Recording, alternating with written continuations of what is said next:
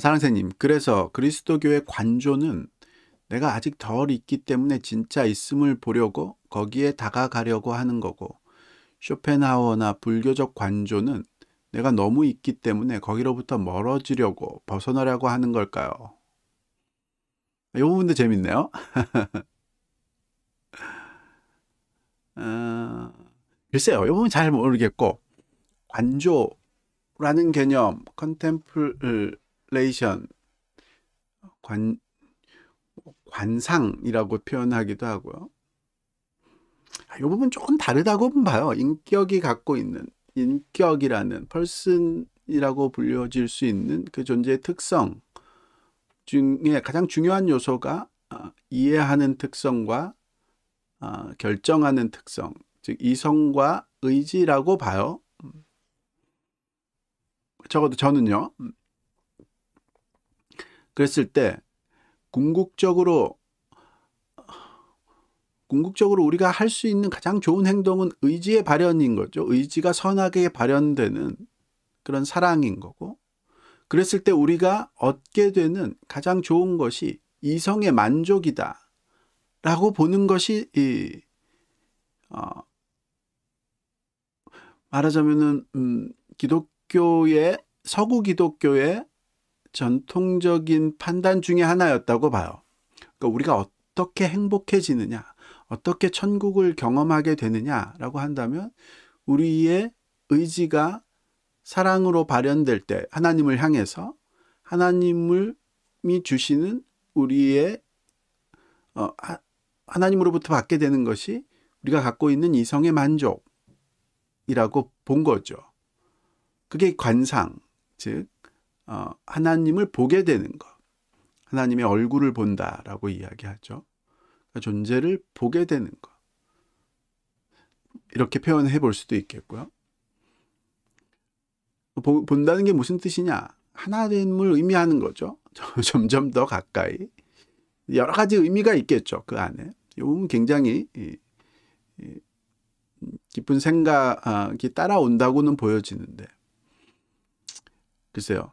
불교나 쇼펜하우어가 불교적 관조의 개념을 갖고 왔다라고 하기보다는 그 관조의 개념, 그러니까 기독교 서구의 관조의 개념과 불교의 관조의 개념은 전혀 다르다고 보여져요. 불교적 관조라는 것은 일종의 그 아이라는 나라는 존재가 없음을 깨닫는 그 깨달음을 말하는 거죠.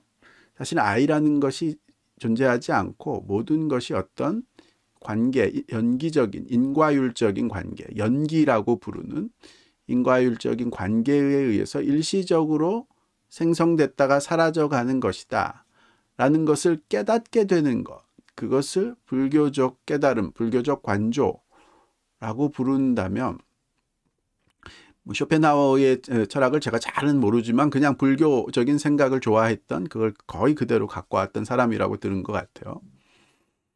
그런 면에서 기독교의 관조라는 것은 존재를 본다는 의미인 거고, 하나님을 본다라는 의미, 그래서 하나님을 깨닫게 되는 것, 존재를 깨닫게 되는 것이라면, 불교적 깨달음은 존재가 없음을 깨닫는 것, 나라는 존재가 없음을 깨닫는 것이라는 면에서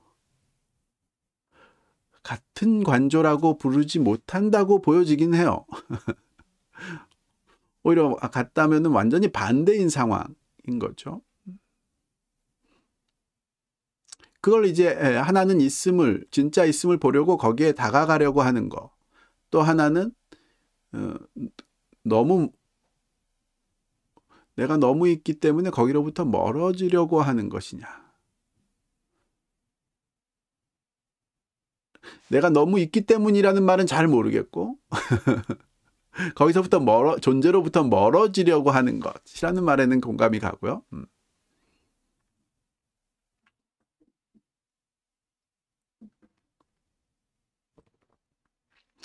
다시 정리해 보셨군요.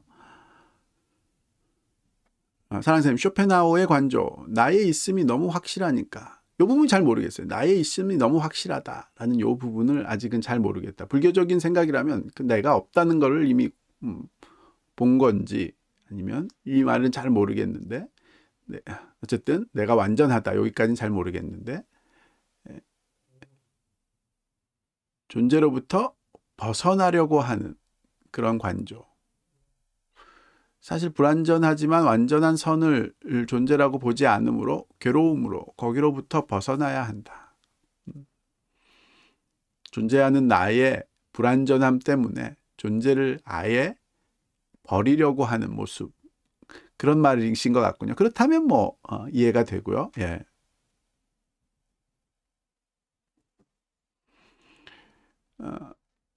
사랑새님, 거기에 비해서 이제 그리스도교의 관조는 선 이꼴 존재로 봄으로 아직 덜 선한 나는 완전히 있는 게 아니고 불완전하니까 진짜 있음을 봐야 한다. 이런 그림이 그려져요.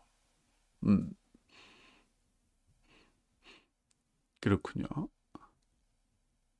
근데, 무슨 말씀인지 알겠어요. 예, 공감이 되는 부분도 있네요. 나를 생각할 때 나는 존재가 완전하지 않기 때문에 아예 존재를 버리려고 하는, 거기서부터 멀어지려고 하는 그런 접근이 있고, 나의 존재의 불완전함을 인식할 때 그래서 더 완전함으로 향해 가려고 하는 그런 접근이 있다.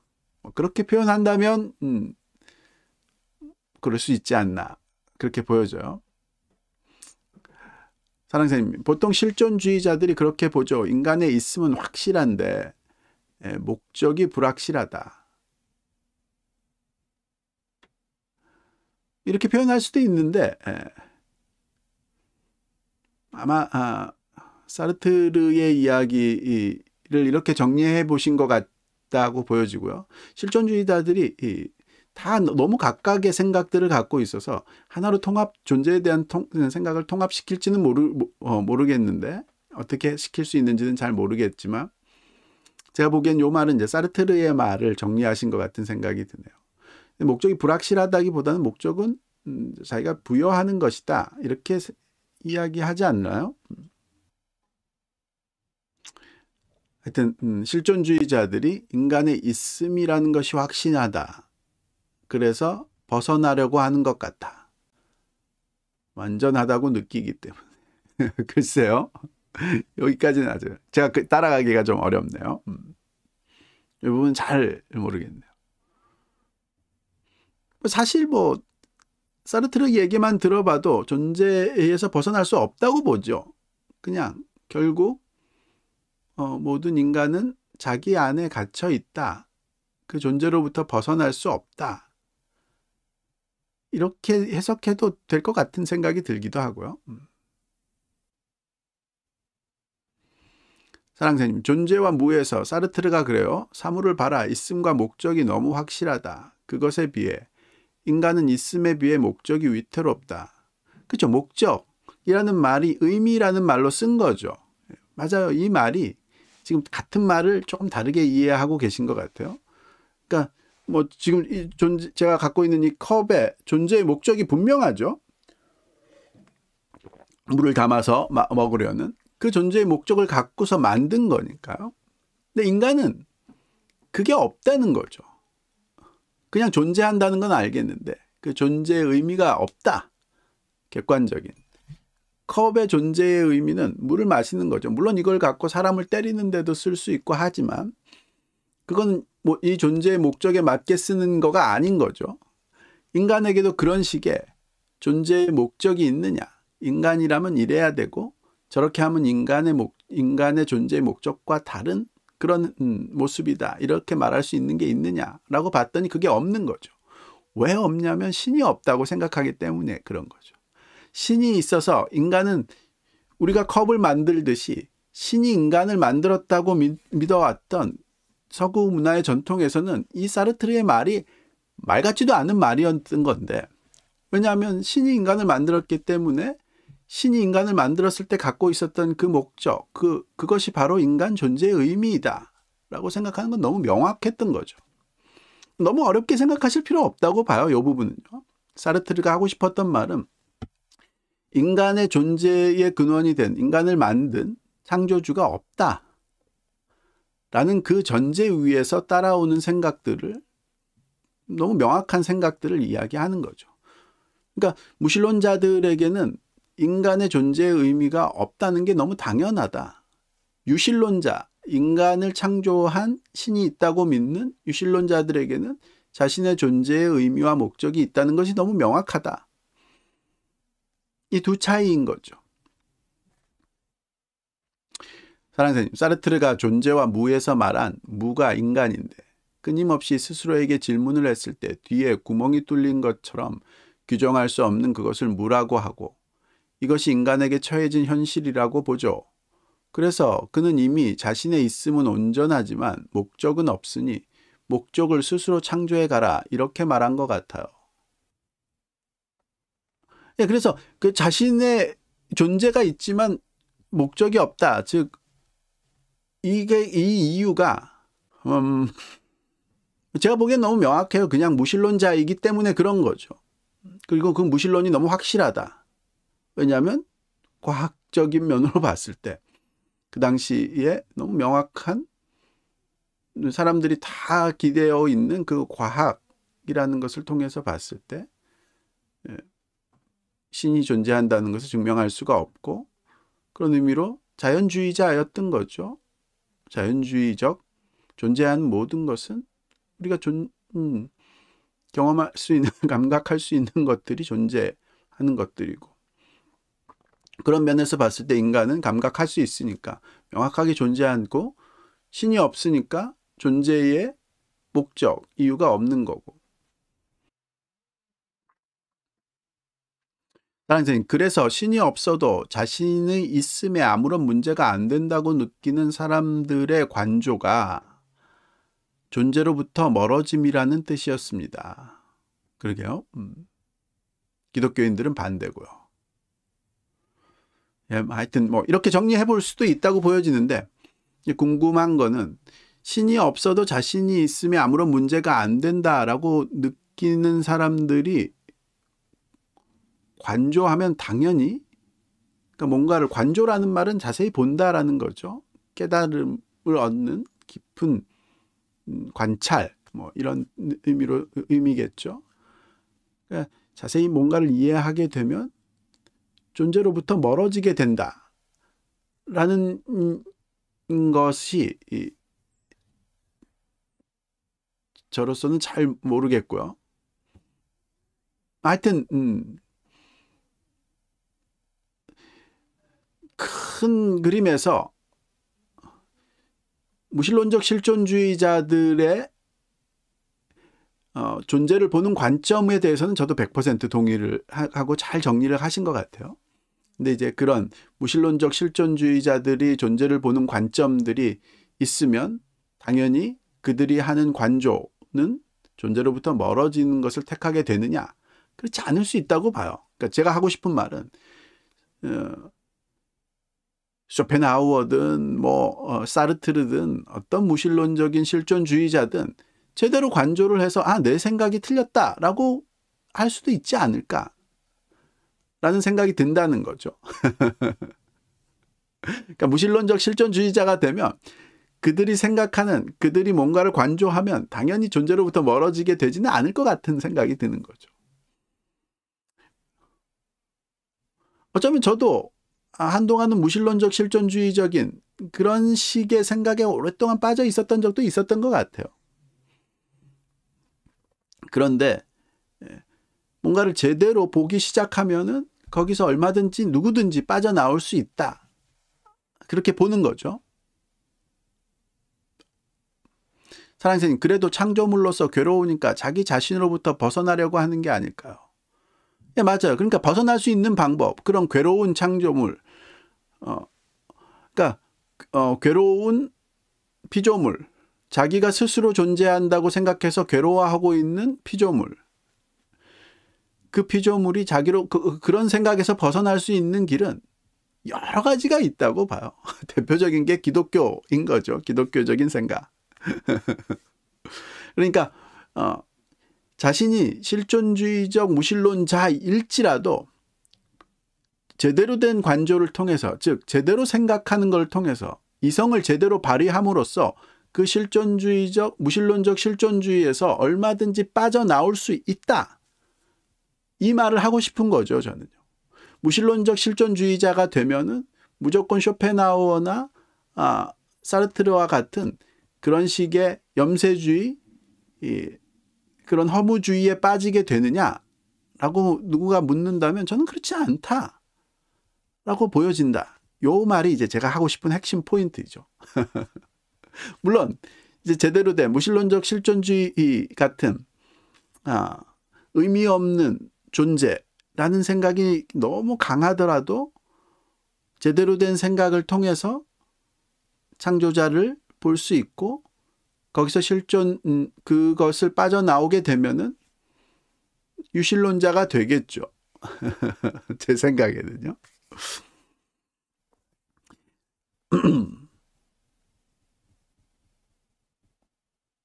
기독교는 존재로 나아가는 것만이, 선해지는 것만이 괴로움으로부터 벗어나는 방법이라고 말하는 거죠. 예, 맞아요. 예. 사랑스님, 저는 자신의 덜 존재를 느끼는 게 순서 같아요. 그렇게 되면 자연스레 완전한 존재로 나아가게 될 것 같아요. 그러니까 무신론적 실존주의자들의 문제는 무신론에 있는 것이 아니라 자신의 존재를 확신하는 것에 있다. 이렇게 생각하시나 보군요. 그것도 재밌네요. 예. 그런 면에서 제가 좀 단순한가요? 무신론적 실존주의자들의 문제는 무신론에 있다. 자신의 존재의 의미를 발견하지 못하게 하도록 하는, 자기의 존재가 허무하게 느껴지도록 하는 그 원인이 그가 갖고 있는 무신론에 있다 라고 본 건데, 저는 사랑새님은 무신론적 실존주의자들의 가장 큰 문제점은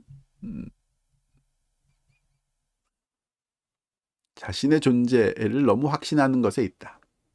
사랑새님, 그게 무신론인 거죠. 신 없이도 내가 온전하다는 생각. 제가 보기에는 이제 사랑새님이 한 번 더 생각을 늘 어떤 말을 할 때 그 단어의 생각을 한 번 더 꼬운다고 해야 되나요? 항상 한 단계 더 나아가셔서 이야기하시는 면은 있는 것 같네요. 이제 그러면 이제 쉽게 소통되기가 어렵겠죠. 무신론, 신이 없다라는 생각. 그냥 신이 없다라는 것에서부터 제가 하고 싶었던 말인데, 그것의 본질이, 진짜의 이야기는 신이 없으면 자연스럽게 신 없이도 내가 온전하다라는 생각으로 나아가게 되고, 그러니까 무신론은 신 없이 내가 온전하다는 생각이다 라고 한 번 더 나아가시는군요. 그러니까 무신론의 궁극적인 결론은 신 없이도 내 존재의 확실성을 보게 되는 것, 그게 무신론이다. 그런 말씀이신 것 같은데, 이 부분은 무신론적 실존주의자들에게만 해당될 수도 있다고 보여져요. 사랑새님, 그러네요. 저는 제 입장에서 신 없이 불완전함을 느낀다면 자연스레 신을 찾을 것 같아서. 그럴 수도 있겠지만 그냥 포기하는 사람들도 있겠죠. 그러니까 신이 없다라고 생각하고 난 후에 무신론적 실존주의자가 되는 사람들도 있지만, 실존주의자, 그게 굉장히 어려운 사람들도 많죠. 그러니까 왜 무신론적 실존주의자들이 현대에 굉장히 인기를 끄느냐라고 한다면, 대부분의 사람들이 자꾸 무신론의 유혹을 많이 받는, 과학의 영향, 자연주의의 영향을 받아서 그 무신론적 실존주의자들처럼 대부분의 사람들이 신이 없다는 생각이 들기 시작하면서 자신의 존재의 이유, 목적, 의미를 모르게 되는, 자기가 존재한다는 것만 느끼게 되는 그런 사람들이 있는데, 그 사람들이 무신론적 실존주의자들의 생각에서 뭔가를 자꾸 발견을 하는 거죠. 야, 저렇게 생각을 정리하니까 이제 생각이 정리가 된다. 좋다. 이렇게 하는데, 그럴 수 있는 사람들은 철학에 관심이 있는 사람들, 적어도. 적어도 똑똑하고 책도 많이 보고 그런 실존주의자들에게 관심이 있는 사람들이고, 대부분의 사람들은 또 그렇지도 않죠. 그냥 신이 없다라는 생각의 허무함, 자신의 존재를 느끼고 신은 없고, 그러면 그냥 내 마음대로 살아도 될 것 같은, 죽고 나면 사라진다라는 생각은 그냥 자신을 쾌락과 무도덕적인, 도덕하고는 전혀 상관없는 쾌락을 추구하는 삶으로 빠뜨릴 수도 있다고 봐요. 그래서 무신론적인 생각이 깊이 파고들었을 때 도덕적 타락들이 쉽게 일어난다고 저는 보고요. 그런 도덕적 타락들이 쉽게 일어나고, 그런 타락들 속에서 무신론적 실존주의자들의 이야기를 들으면서 자기의 생각을 정리하고 자기의 삶을 말하자면은 유지하려고 하는 그런 사람들도 굉장히 많이 있는 거죠, 현대요. 제가 보기에는 무신론적 실존주의자들을 따라가 본들 궁극적으로는 그 허물을 벗어나지 못할 것이다. 저는 그렇게 보는 거죠. 그런 식으로 정리하는 게 더 낫지 않나. 제 입장에서는 좀 안타까운 거죠. 현대의 많은 사람들이 신이 없는 것 같은 그 무신론에 빠지고, 그렇다면 자연스럽게 따라 나오는 내 자신의 욕망을 따라 살고 싶은 쾌락주의의 삶, 그것이 자연스럽게 많은 사람들이 겪게 되는 유혹인데, 그 유혹에서 벗어나서 뭔가 제대로 된 삶, 그 완전히 타락하지 않은 그런 삶, 뭔가 생각이 있고 정리가 된 삶을 살기 위해서 주변을 돌아봤을 때 자기를 어떤 등대가 돼줄 것 같은 사람들이, 현대에는 무신론적 실존주의자들이 꽤 많은 거죠. 근데 그것을 향해서 나아가는 그 사람들이 등대라고 생각하면서 막 몰려가는 모습이 저로서는 좀 안타까운, 말하자면은 거짓 선지자를 쫓아가는 것 같은 구약 성경식의 이미지로 생각을 하면 그런 모습인 거죠. 그래서 막 사르트르에 열광하고 니체에 열광하고 막 이런 모습들이 저한테는 좋게 보여진다기보다는 그 사람들이 갖고 있는 일종의 거짓 선지자들에게 열광하는 것 같은 그런 모습처럼 저한테는 느껴진다. 네? 사랑선생님, 맞습니다.